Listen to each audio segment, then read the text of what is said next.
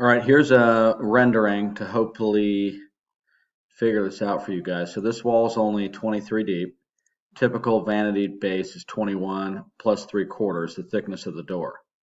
I would typically make this tall cabinet 24 or about 1.5 inches deeper than the vanity.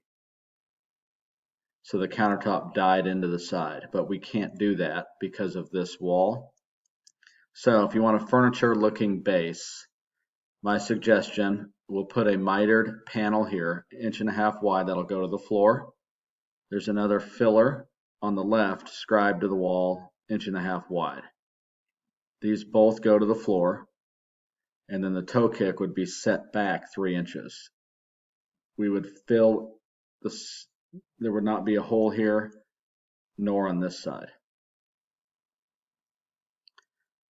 That way that countertop has a little bit more room to hang over, maybe 3/4 of an inch, but the countertop is going to stick out past this by 1.5 inches or so, 1.25 inches. But that might give you guys a furniture look. And with the look you have, maybe don't do a scalloped front. But if we have these pieces coming down and terminating on the floor, that would frame that out a little better. Let me know. Thanks.